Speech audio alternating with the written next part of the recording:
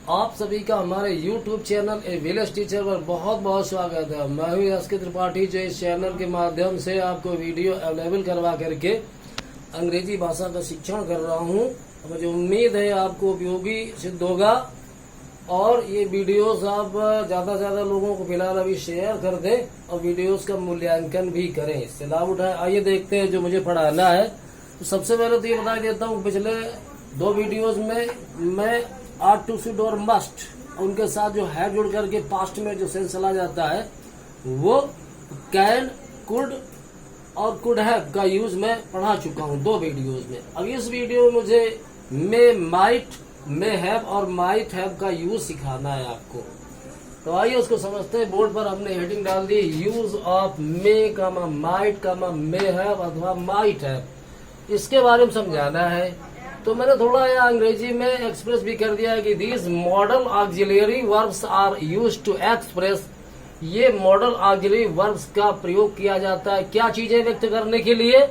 Possibility संभावना, permission अनुमति, wish और प्रेयर शुभकामनाएं अथवा प्रार्थनाएं, पर्पज उद्देश्य, और उसके बाद में फिर मे के साथ हैव और माइट के साथ में हैव जोड़ करके कुछ वाक्य हमने समझाए हुए हैं।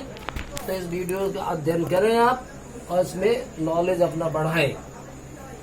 सबसे पहले मैंने हेडिंग डाल दी है कि इसका मे और माइट का जो संभावना में प्रयोग कर लेते हैं।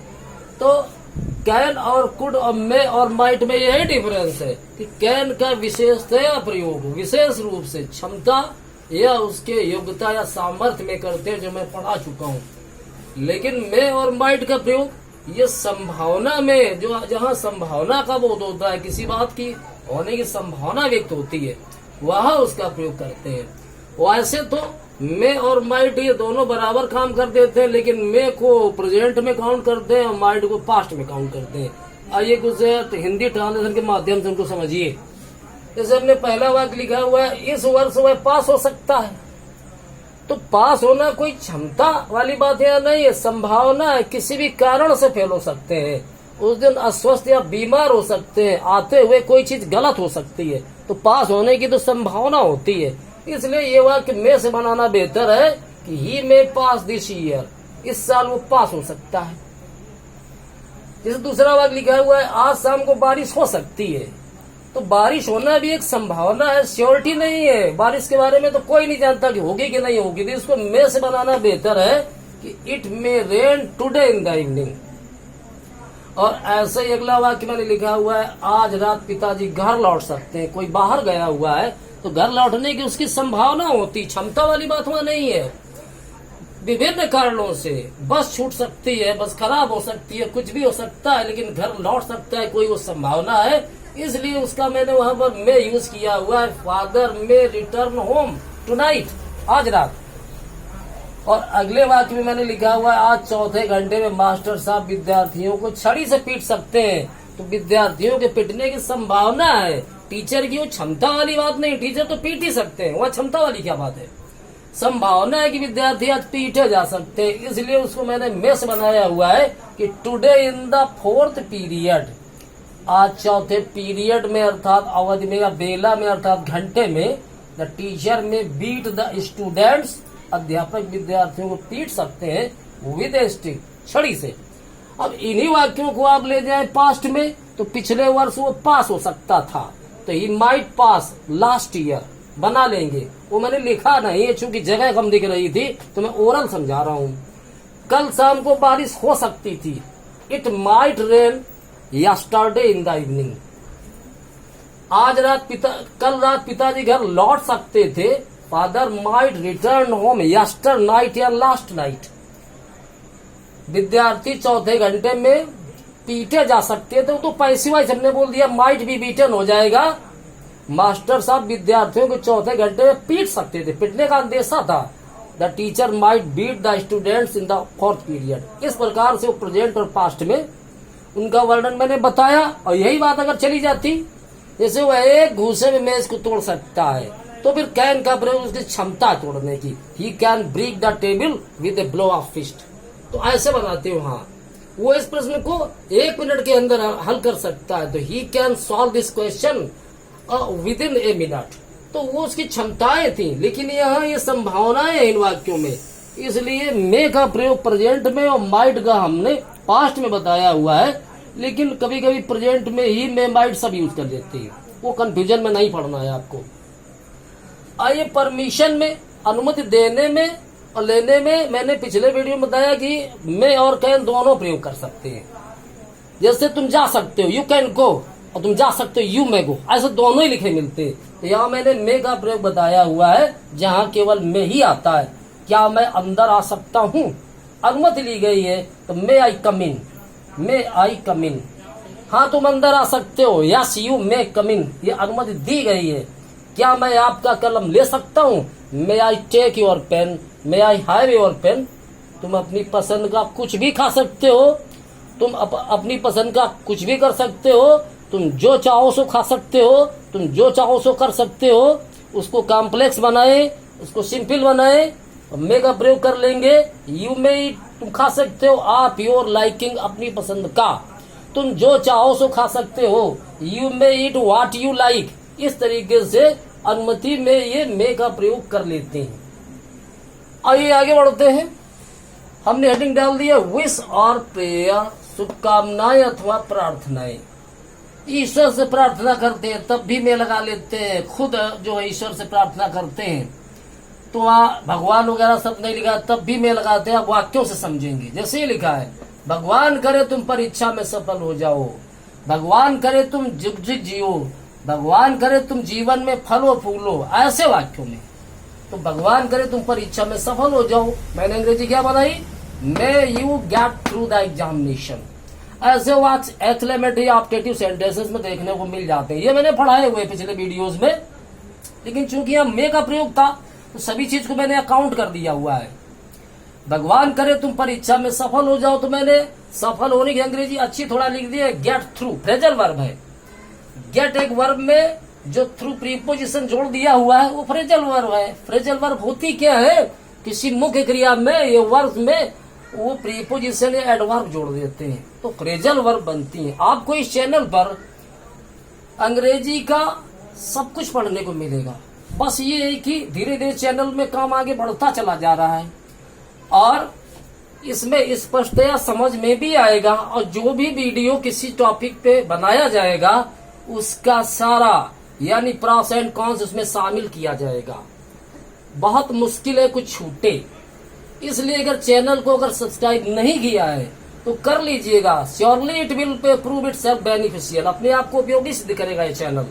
शेयर कर दिया करिए वीडियो का, उसमें कमेंट वगैरह कमेंट बॉक्स में लिख दें तो अच्छा रहता है, प्रोत्साहन उत्साह वर्धन होता है बोलने वाले का, पढ़ाने वाले का। इस प्रकार से अगले वाक्य में मैंने लिखा हुआ है, भगवान इस युवती को एक बेटे का आशीर्वाद दे। तो भगवान से प्रार्थना की गई है, यहाँ गॉड का यूज करना पड़ेगा। बाकी वाक्य मैंने नहीं किया कि भगवान करे तुम जीवन में फलो फूलो, may you prosper in life, मैंने लिखा नहीं, ओरल बोल रहा हूँ।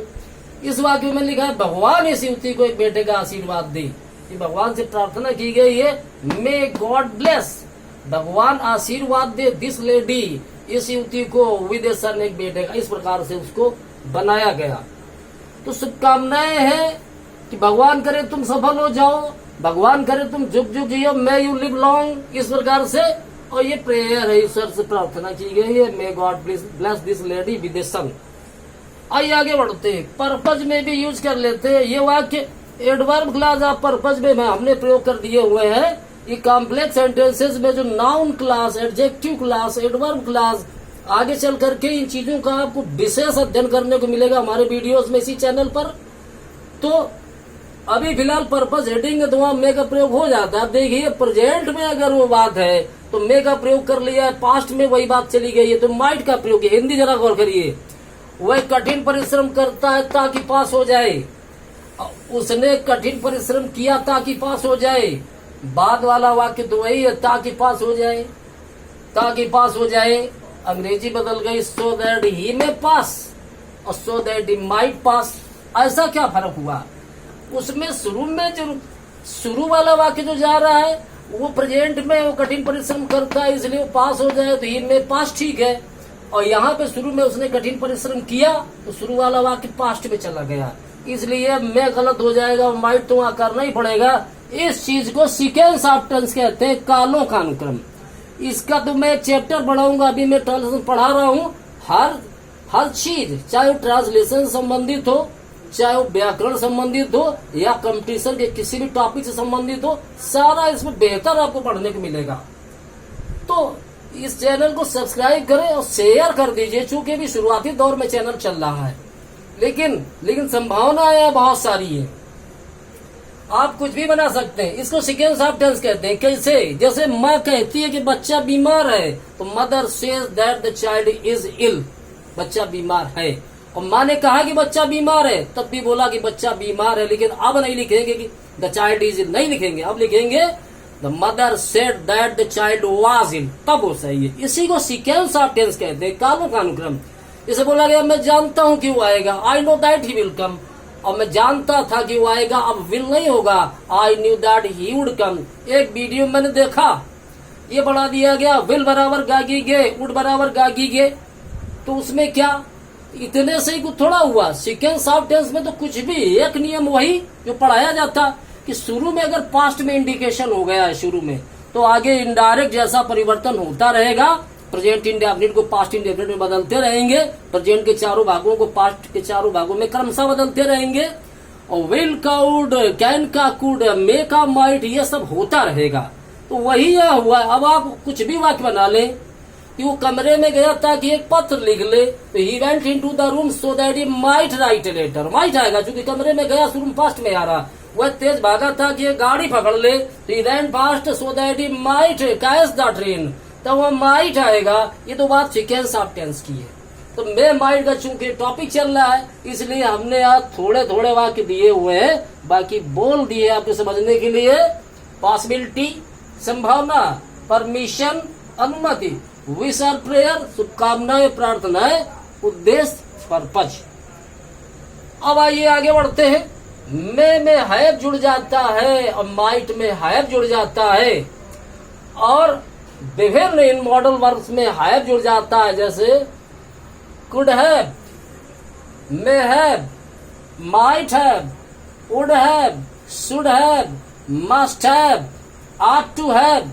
तो ये हैव जोड़ करके जो पास्ट में मॉडल कर दिया जाता है, इसका तो मैं इस पे एक वीडियो ही बनाऊंगा, और आप उसका कंपैरिजन करिए। जो वीडियोस मिल जाते हैं यूट्यूब के बेस पर तैरते हुए कि हमारे वीडियोस में, अब देखिए कि मैंने प्रेजेंट इंडेफिनिट पढ़ाया हुआ है, तो 3 पार्ट में, लोअर, फिर थोड़ा अपर, फिर हायर बढ़ा दिया उसको। पास्ट इंडेफिनिट भी ऐसा, हार टेंस को ऐसे इंपरेटिव सेंटेंस 2 पार्ट में, एक में जी फंडामेंटल रूल्स, और आगे चल करके उसका थोड़ा हायर लेवल उठा दिया ऊपर। अच्छा, सारा सब कुछ, चाहे वो पैसिव वॉइस क्यों ना हो, पैसिव वॉइस मैंने 8-9 वीडियो बनाए हुए हैं, उसमें एक प्रयास किया गया है आपको एक सम्यक ज्ञान देने का, कि लगभग आपको सारा यूजफुल मिल जाए। ऐसे कास्ट्यूबर है, कुछ भी है, तो आपको सब कुछ मिलेगा। चैनल निश्चित रूप से उपयोगी सिद्ध होगा, आप उसका फायदा उठाते चलिए और उसको कंटिन्यूली देखते चलिएगा। तो मे हैव और माइट हैव, तो इसको पास्ट पॉसिबिलिटी में जो है, भूतकाल की संभावना में इसको प्रयोग कर लेते हैं। हमने वहाँ हिंदी नहीं लिखी है, चूंकि वहाँ बोर्ड कम था, हिंदी तो हम बोल देंगे। He may have left yesterday, बीच में हमने कामा जैसा ही लगा दिया है, oblique. He may have left yesterday अथवा he might have left yesterday, दोनों का काम ही एक है। हो सकता है वो कल चला गया हो। लीव माने छोड़ना हो, जाना। क्या छोड़ना? अभी जैसे जहाँ पे है वो जगह उसने छोड़ी। जैसे मैं कल कानपुर जा रहा हूँ, तो I am going to Kanpur tomorrow, वो भी सही है, और I am leaving for Kanpur tomorrow, वो भी सही है। मैं कानपुर के लिए छोड़ रहा हूँ, क्या? जहाँ मैं अभी हूँ, अर्थात जा रहा हूँ। तो जाने में गो, लीव फॉर ऐसे प्रयोग कर लिया करते हैं। तो ही मे हैव लेफ्ट यस्टरडे, हो सकता है वो कल चला गया हो, इट इज पॉसिबल, संभव ही लेफ्ट चला गया हो। और ये माइट हैव लेफ्ट यस्टरडे, वो भी सही, दोनों का काम एक ही है। ही मे हैव फेल्ड, हो सकता है वो फेल हो गया हो, या ही माइट हैव फेल्ड, हो सकता है वो फेल हो गया हो। जो मैं हिंदी बोल रहा हूँ, हो सकता है वो फेल हो गया हो, शायद वो फेल हो गया हो, वहां यूज कर लेते it is possible he failed, शायद ये संभव है वो फेल हो गया हो।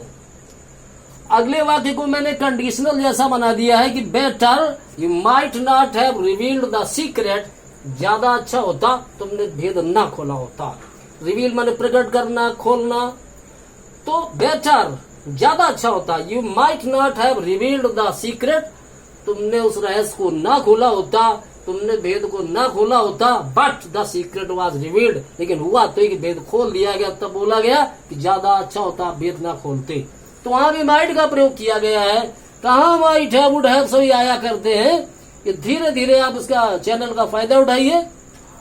यहाँ तो चैनल का नाम विलेज टीचर है, तो ये बाहरी दिखावा संसाधन, बहुत डिजिटल कैमरे, बहुत भारी बोर्ड या सब कुछ अभी ये नहीं, लेकिन जो है कंटेंट से जो मैटर है, पढ़ाने की जो सामग्री है वो आपको एक्सेलेंट मिलेगी, बढ़िया मिलेगी, जो काम करेगी विभिन्न परीक्षाओं में आपकी इंग्लिश को इम्प्रूव करने में। तो इसको, इस वीडियो को आप देख करके रिवीजन कर जाइए, और इसके पहले कैन, अकुड और कुड हैव का जो हमने यूज करवाया उसका रिवीजन कर जाइए, और उसके बाद में should, must, are to, should have, must have, are to have का जो हमने यूज करवाया वो भी, और जितने वीडियो हमने ट्रांसलेशन बनाए हुए हैं उनको आप कंटिन्यूअस देख करके अपने नॉलेज को बढ़ाइए, और आगे जो बनते रहेंगे उनका इंतजार करिए और उनको सीरियसली देखिए, रिपीट करके बार बार वीडियो को, और मुझे उम्मीद है कि आपकी अंग्रेजी सुधरेगी। अगले वीडियो में मैं आपसे मिलूंगा एक नए टॉपिक के साथ में, और जितने भी टॉपिक होंगे इंटरेस्टिंग और यूजफुल होंगे, और तब तक के लिए आप इंतजार करिए। लास्ट में आप सभी को धन्यवाद, थैंक यू वेरी मच।